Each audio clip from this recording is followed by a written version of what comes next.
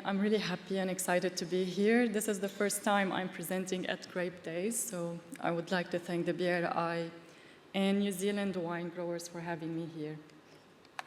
So I thought today I will talk a bit about the research that I've been doing for the past few years on arbuscular mycorrhizal fungi. As Solomon talked about trichoderma, so this is another beneficial fungi that actually colonizes the roots. So what are they? So these are fungi that colonizes the roots. So as you can see here, if you take a fine roots of the grapevine and you stain it, and you look at it under the microscope, you will see some hyphae, these long filaments, the vesicles, and some arbuscules. These are branching patterns that goes into the root cells. And this is where their name comes from, arbuscules. These structures are actually very important because this is the point where the fungi and the plant actually exchange and live in symbiotic and mutualistic relationship. So the fungi give the plant access to water and nutrients, and in return, the plant give the fungi access to carbon and sugar. We've isolated some AMF spores as well from rootstock roots using trap cultures. So you can see they're pretty diverse, different colors, shapes, and they have also different functions. We know that from the literature that the mycorrhizal fungi have good relationship with grapevines. They promote plant growth, increase tolerance to pests and diseases, biotic, abiotic stresses. They increase nutrient and water availability and soil structure and composition. So what do we know here about this AMF in New Zealand? So based on the research that we've done, in the first paper, I'm just going to give you a brief summary. We looked at several vineyards in the Waipara region, and we wanted to look at the AMF association with 10 different rootstocks. And we were able to identify the AMF communities for each of these rootstocks. And also we found that something interesting, that not all the rootstocks that were on the same site, they have harbored the same AMF communities, which means that it seems that there is a host specificity going on, and that the rootstock is actually trying to pick and choose the AMF communities that are beneficial to their growth and development. And also, we took some soil samples, we looked at the soil physiochemical properties, but we did see that the rootstock was the main driver of these AMF communities, which is something very interesting. So this led to our next paper, which is that one. So we took these communities for each of these rootstocks, and we set up multiple experiments where we looked at the response of these rootstocks to their home AMF community and the away AMF community.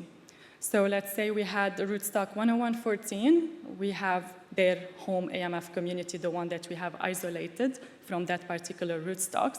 And what we did plant it as well in the other AMF communities from the other rootstocks. And what we found was that the rootstock that were grown in their home AMF communities performed better in terms of growth, development, nutrient uptake, and compared to the one that were planted in their away AMF communities. We also looked at the function of these AMF communities as well. And we saw that a community that is abundant in a specific AMF species did behave differently, so it has different benefits outcome. So some of these communities, they focus on the root development. Some of them increase root growth, root lengths, nutrient uptake, while the other communities have increased above ground biomass, like shoot growth, leaf area, and chlorophyll content. So our third paper also, it's the similar concept as the second one, but here we included a biotic stress, which is strong disease, particularly with blackfoot disease. We've double inoculated the vine with the disease. We almost killed them, but we inoculated them the first time, and we're like, okay, so nothing is happening. The vines are looking good. Maybe we should inoculate them a second time. And then we almost killed them, but despite all that, we found that AMF did a good job at increasing, promoting growth in some of the rootstocks, and we found some evidence that it increased tolerance to blackfoot as well. So we continued the research, and now we wanted to know whether there is differences in the AMF communities between organic and conventional vineyards, and whether these management systems are actually affecting the AMF diversity and composition. So we have picked 12 vineyards here in Marlborough. They are located at a distance of 1 to 3 kilometers between organic and conventional vineyards. There were 2 different varieties, Sauvignon Blanc and Pinot Noir, and we tried to pick as much as we can to have similar rootstock in organic and conventional as well. So what we did, and I want to thank Dion Mondi and Victoria Rowe, I think they are in the crowd, for helping me do all the sampling. We collected root samples from different rootstocks in the top 15 centimeters of the soil, and we've processed these roots. We cut them into pieces. Some of the pieces went into setting up trap cultures, which is to recover the AMF. This would help us to identify based on spore morphology and sequencing. And the other part was set aside for DNA extraction and Illumina MySec. So this is the trap culture setup. So some of these roots, we inoculated them in the pot. We used low phosphorus potting mix because this is how it will encourage the sporulation for AMF when there is like a stress condition. We also used sterile media and the same rootstock as we harvested from because we wanted to keep identify the AMF communities to particular rootstocks. So we ended up having a whole glass house for our experiments, around 700 pots there. So here are the roots that we stained. So we did check the roots before we set up the pot culture to see if they have AMF colonization, and they do. And then the one, figure B, is the one from the rootstock that were in the trap culture. So we wanted to check to see if they have AMF colonization, and they did. So next, we took 20 grams of this pot culture media, and we isolated the AMF spores. So we found 5 different morphotypes, and we recorded the presence and absence for this morphotype for all these vineyards. And we identified them based on spore morphology and also sequencing.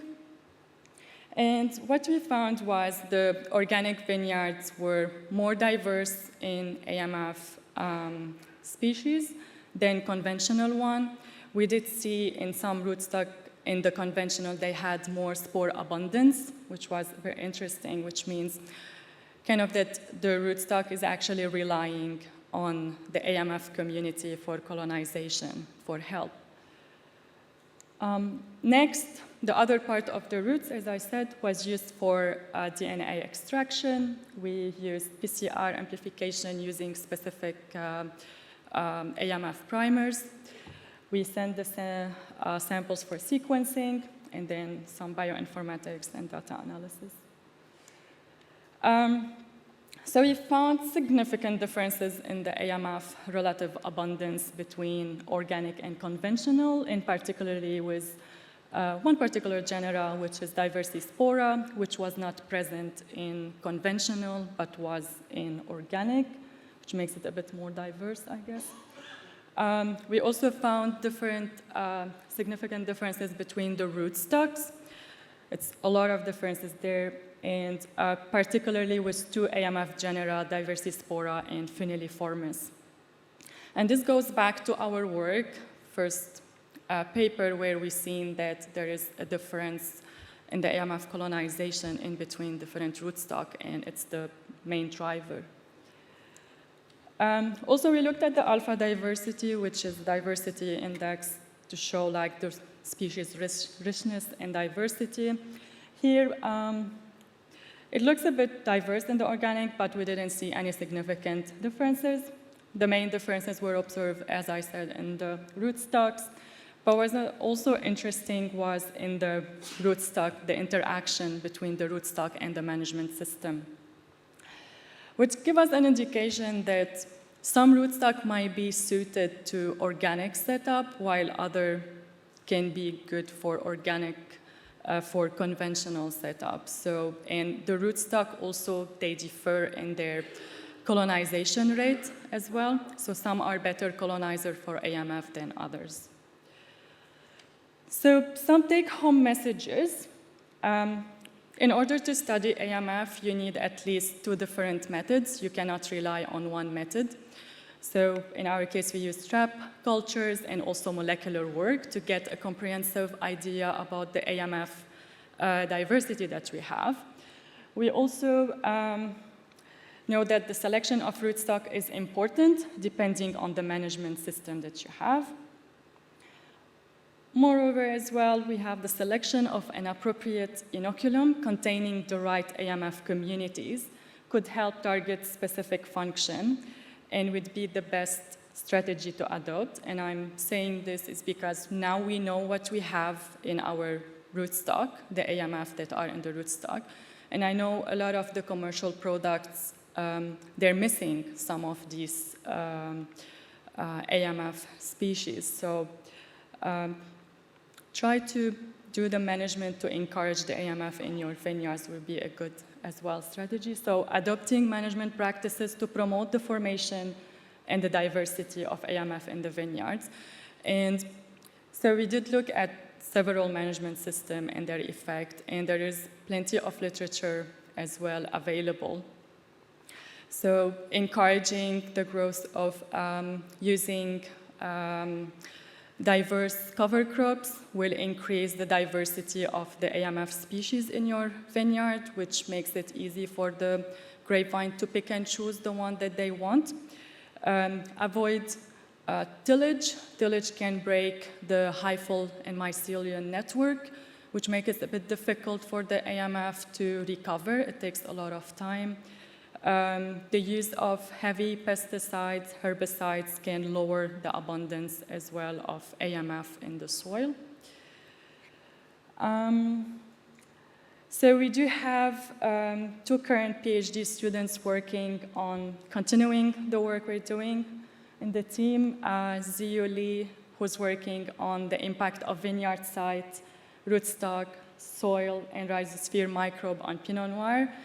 And she's trying to see whether the bacteria and the fungi actually have an impact on the wine chemical characteristic and wine flavors and aromas. And we have another student, Royce Liu, who just started, and she's working mostly with AMF communities and their impact, and the impact of mycorrhization on rootstock scion metabolites. And this is under stress, mostly water and temperature stress. So we'd like to acknowledge Lincoln University and Plant and Food Research for funding this work, New Zealand wine growers and vineyard owners for assisting in selecting the vineyards and having access to their vineyards, and the research team who, Irian Jones, Haley, Ridgway, Alexis were also my PhD supervisors, and I still work with them, which is good, I guess. Pretty Panda, it's an actual name. She's the bioinformatician from Plant and Food. And my colleagues, Justine Larouille and John Ramano. Thank you.